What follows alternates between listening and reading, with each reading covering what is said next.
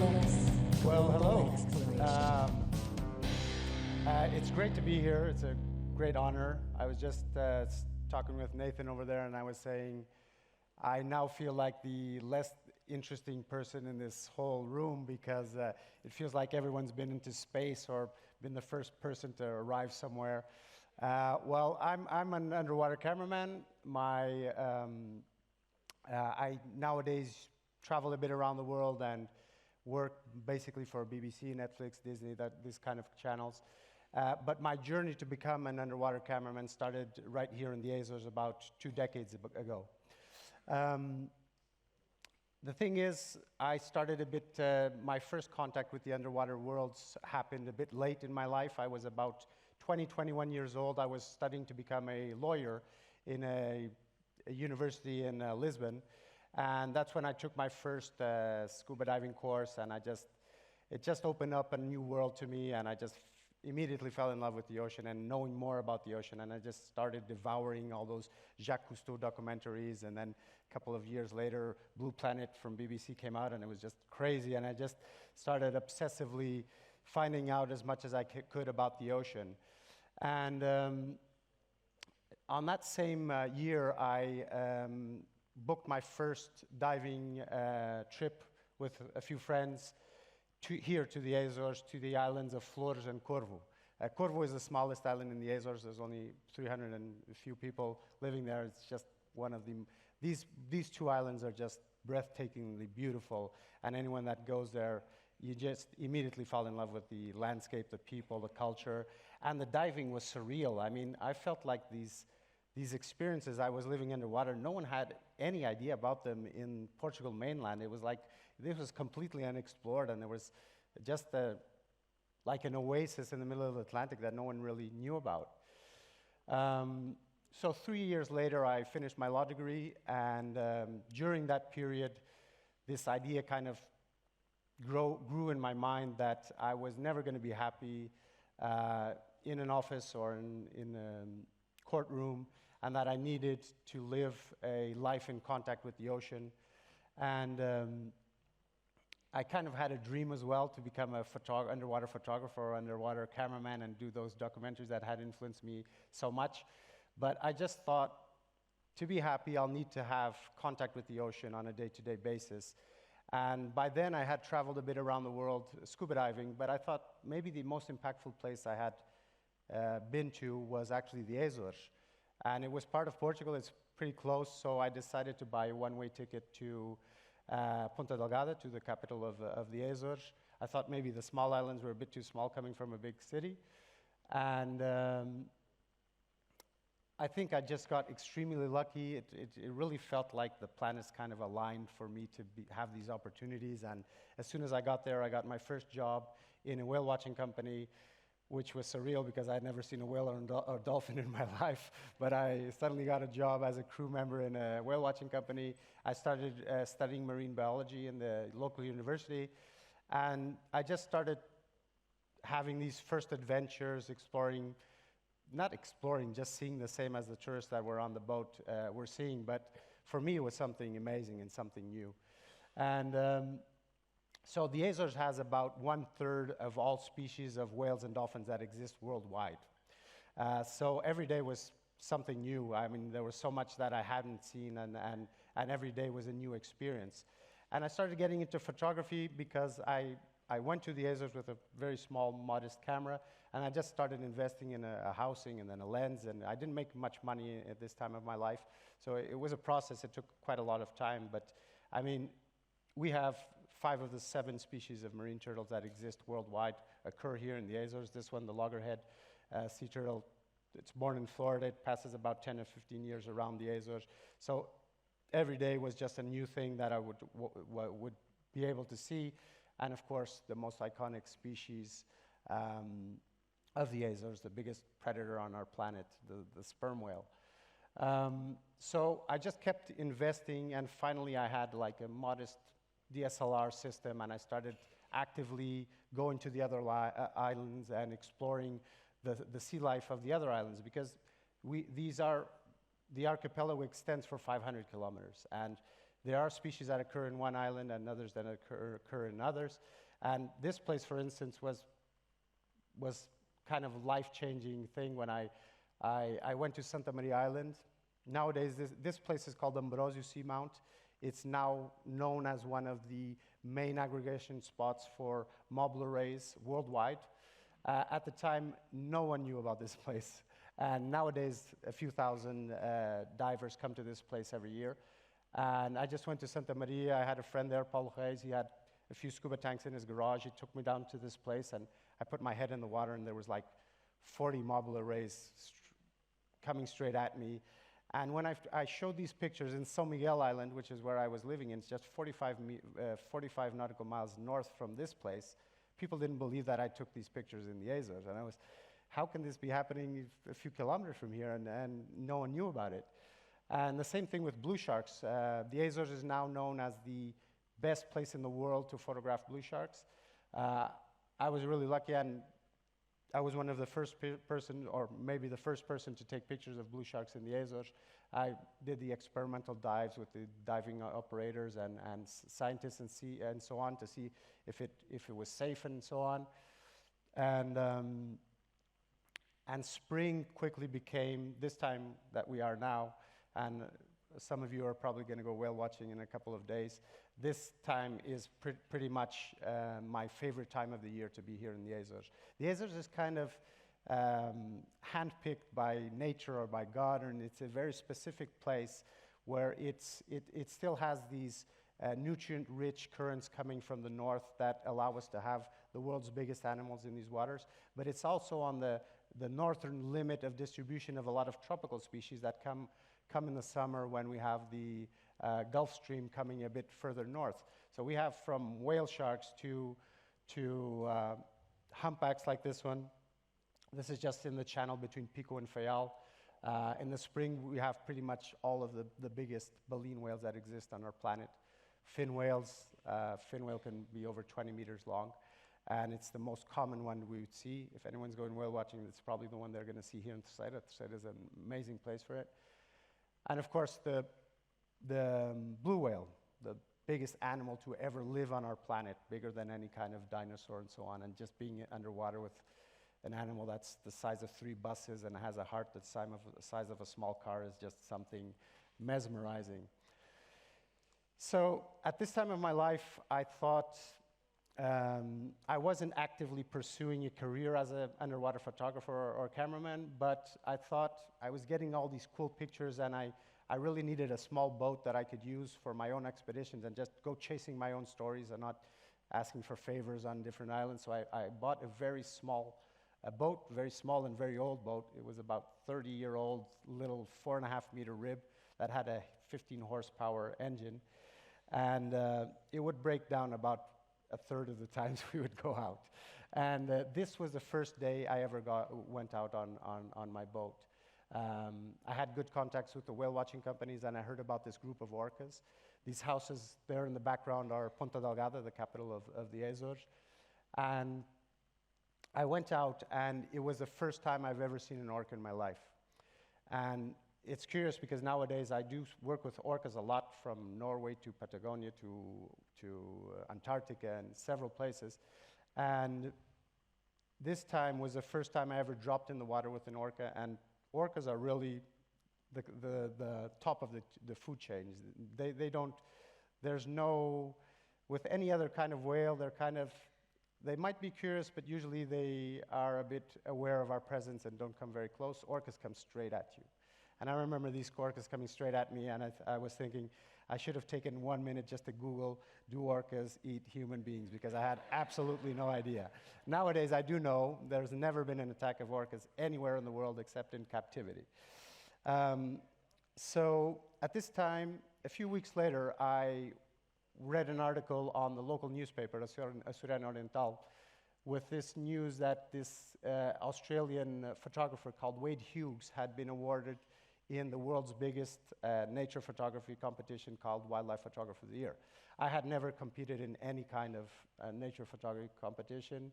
I didn't even know what the Wildlife Photographer of the Year was. But I thought, I have such a cool collection of stuff that I've been collecting in the last few years on my whale watching trips and scuba diving and so on. Maybe I should select some pictures. And I sent them, I think, half a dozen pictures, and this one was awarded. And it is that same group of orcas at sunset.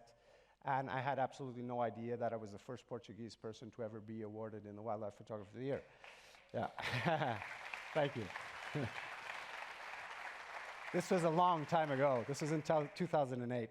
And so this opened up a bit of doors. I just started getting some invitations to take part in projects and so on.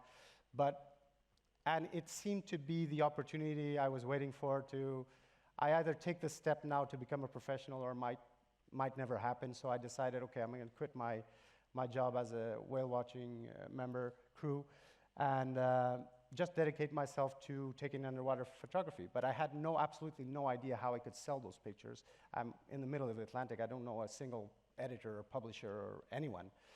And the answer came maybe 4 months after the being awarded. I started hearing these stories about pintados from the tuna fishing boats. They would talk about this very long, dark shape that had white patches on their backs, and that whenever they found this thing, they would catch an amazing amount of tuna in a very short period of time.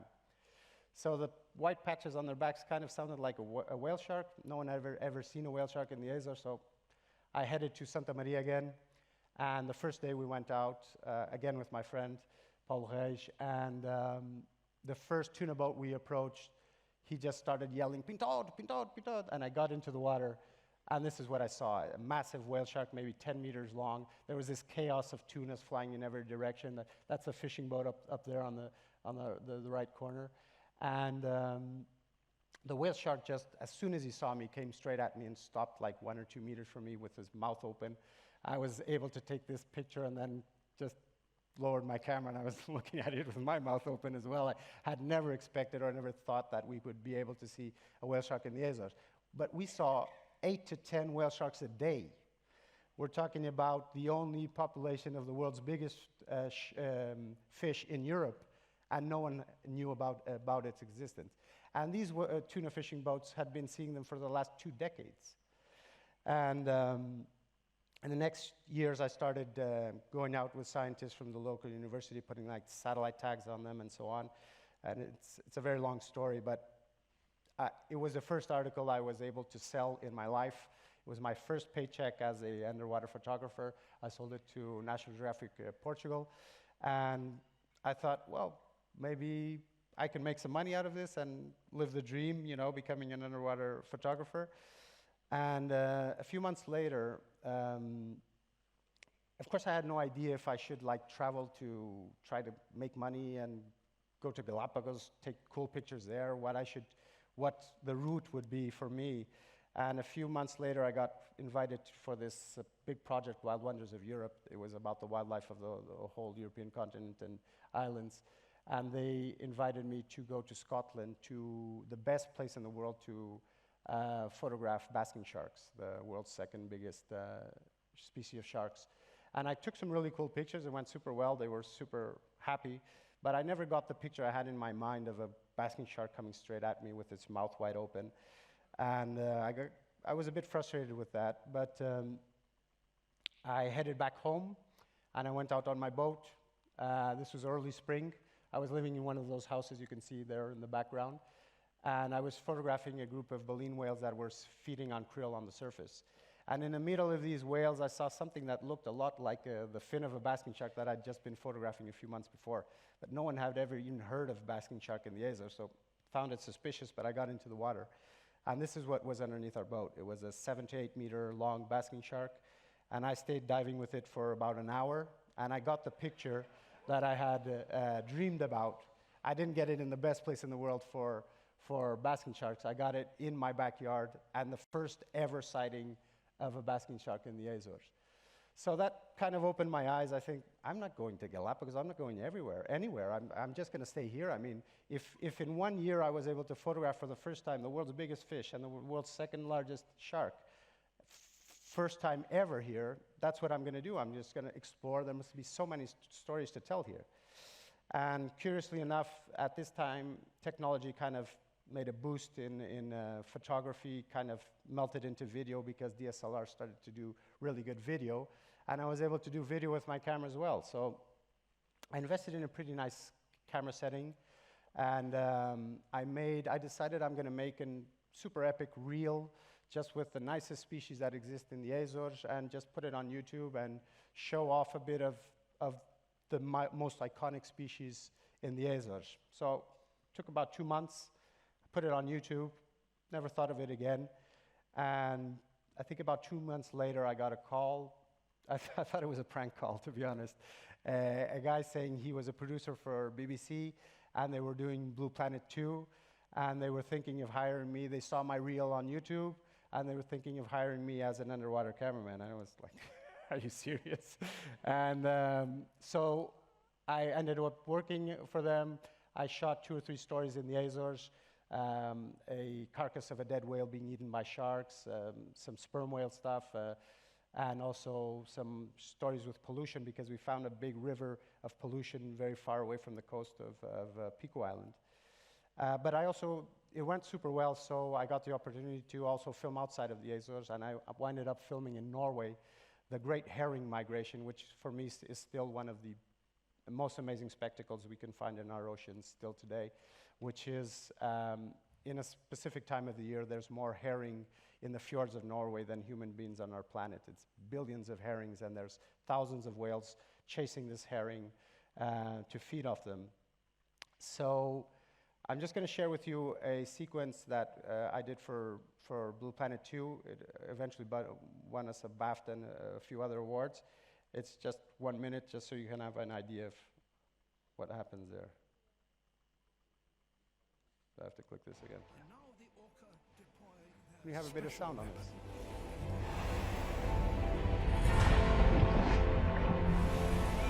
They beat their tails with such force that the shock waves stun the herring. And then the senseless victims are easily collected.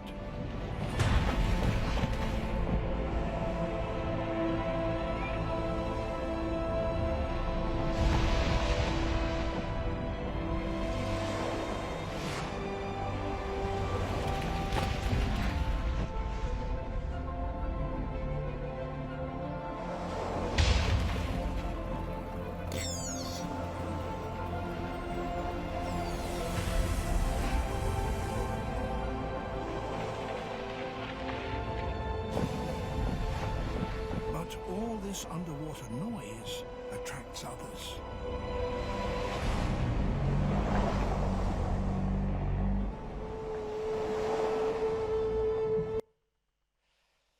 Okay, thank you. So this was about 5 or 6 years ago, and suddenly I just got into the business and started getting hired to go worldwide. And now, in just this short 5 or 6 years, I've been from North Pole to South Pole on up to 1,000 meters on submarines, in lakes and tropical waters and jungles and a bit everywhere.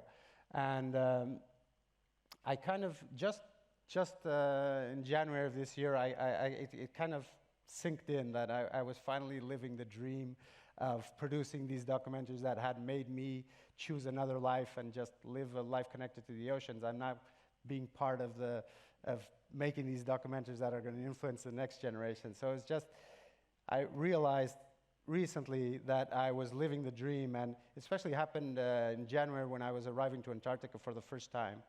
And this is what I posted on, this was my arrival on the first day. This is what and there's a place that I've dreamed of where I can free my So this was my arrival to Antarctica, and I was just sitting there and seeing, wow, I really made it. I'm exploring the most remote parts of our planet, and I'm finally living the life I thought that maybe I dreamt of. It wasn't even a goal. I never pursued this goal. I just dreamt of this day, you know. And of course, with any dream, sometimes you wake up from the dream. And on the next day, when we went out to actually film, this was the conditions we had, which was water at -1 degrees, and 70 knots of wind. That is, the guy beside me, you can't hear anything because of the wind. He's asking me if I'm able to focus on the penguin. And I was yelling, I can't even see the penguin, because as soon as you put your head out of the water, in less than 1 second, your mask freezes and everything freezes and you can't see anything. Of course, sometimes your dream can also turn into a nightmare, which was what happened when I went the opposite direction to the Arctic. And we got hit by like one of the biggest storms of the last few years, which was 15-meter waves and 150 kilometers per hour wind. And our ship got so banged up that we had to cancel the expedition, didn't do a single shot. Well, I'm running out of time. I'm already out of time. So this is how our ship looked like on the next day, just covered with ice, and it was completely, I actually recorded a message to my wife and kids saying goodbye, because we woke up at 3 a.m. with an alarm bell, fire alarm bell, and there was the water coming into the boat, and I just thought we wouldn't make it, but fortunately we did. So, curiously enough, the whale sharks that were my first paycheck ever a few years ago, many years ago, like 15 years ago, I just made a documentary about these whale sharks. I do try to, whenever I have time between expeditions, make documentaries about the sea life of Portugal, so I can promote marine awareness locally and just people knowing how special the place they are living is. And I'll just finish with letting you hear with the trailer of this documentary. It's now on public TV, on RTP1. But it is going to be soon on a platform, a digital platform, a big digital platform, but I can't say with the name of Netflix. Sorry. So I'll just leave you with the trailer of the documentary. Baía da Cré, Baía da Cré, Baía da Cré, daqui ratão a chamar, escuta.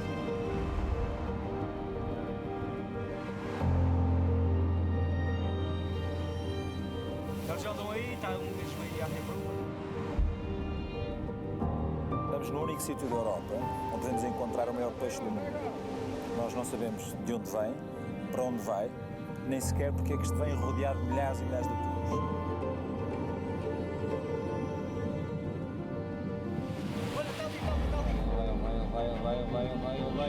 Vai. Já está! Ah, boa! Whale shark just above us! Whale shark just above me! Wow! Yeah!